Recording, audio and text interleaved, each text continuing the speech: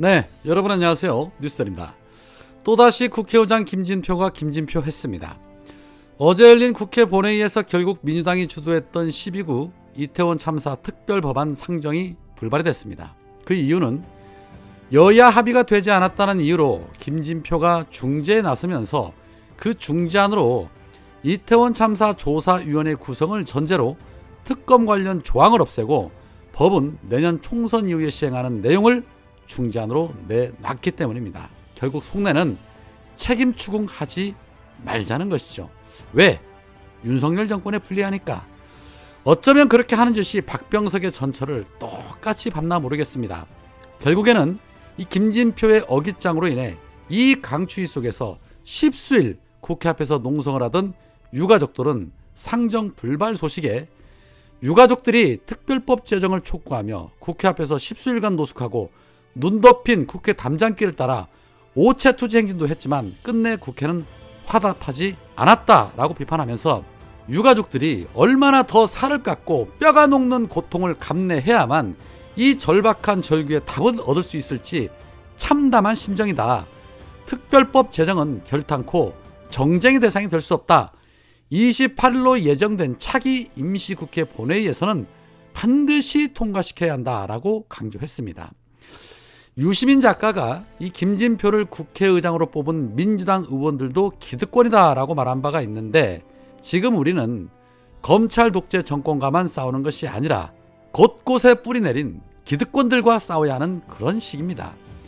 홍익표 원내대표가 최선의 노력을 다할 것이라고는 보지만 녹록치 않아 보이는데 왜 이재명 대표 체제로 총선 승리를 해야 하는지 여실히 잘 보여주는 한 대목이라고 생각을 합니다.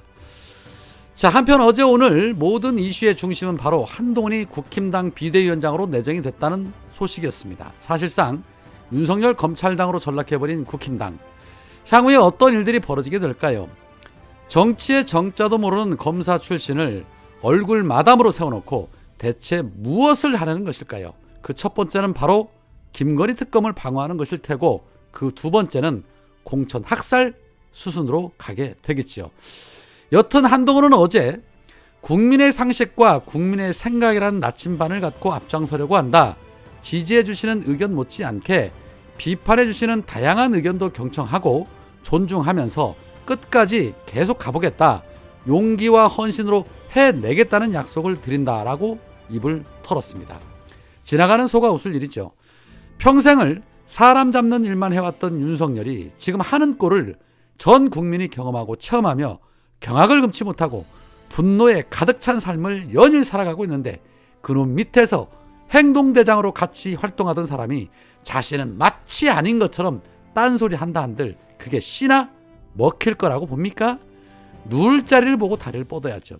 결국 한동훈의 역할은 김건희 구하기 그리고 공천 대학살을 통한 검찰당의 완성이라고 봅니다. 그 중에서도 장제원이 불출마 선언을 냈던 부산 지역을 포함한 PK 지역에 대거 공천 학살이 이루어질 것이라는 전망들이 흘러나오고 있습니다. 한동훈이 기존의 공천 관행을 깨부수고 공천 관행을 타파할 것이라는 것이죠.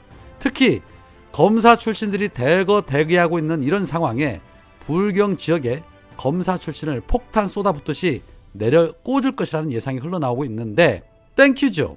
제 아무리 국힘당의 텃밭이라 불리는 불경이지만 윤석열 심판 여론이 만만치 않은데 거기에 지역 민심을 외면하고 검사 출신들을 공천하게 되면 폭망으로 가는 지름길이 될 테니까요. 깐죽거리는 입이 오도방정인 정치 한 번 안 해본 한동훈, 과연 누구의 조언을 듣고 누구의 지시를 받으며 어떤 이들에 대해서 공천 학살을 하게 될지 지켜보겠습니다. 자, 한편 네덜란드에 윤석열과 함께 국빈 방문을 했었던 김건희가 귀국 후에 종적을 감췄습니다.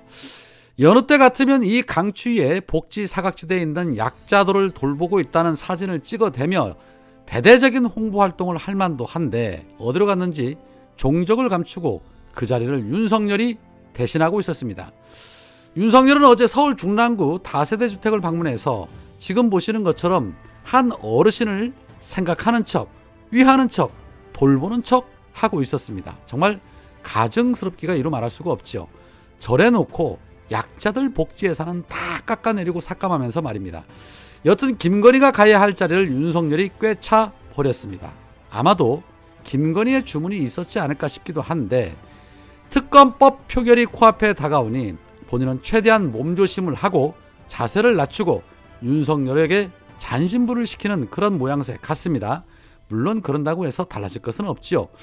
오는 28일 특검법 표결은 될 것이고 윤석열이 거부권을 행사한다 해도 재의결이 기다리고 있으니 김건희 많이 긴장되고 있을 것입니다.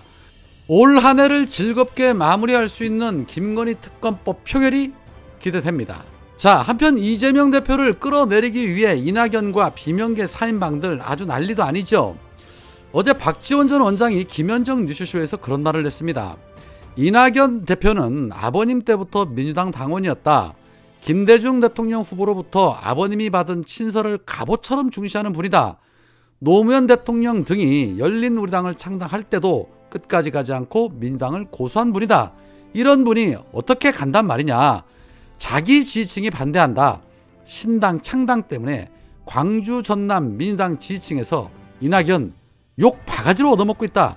그렇기 때문에 이낙연 전 대표가 약간 꼬리를 내렸는데 지금부터는 이재명 대표가 욕먹을 차례가 됐다. 그러니까 이재명 대표는 더 적극적으로 이낙연과 소통을 해야 한다라고 입을 털었습니다. 민주당 기득권 중에 기득권 이낙연과 박지원 참 노역들이 대단하죠.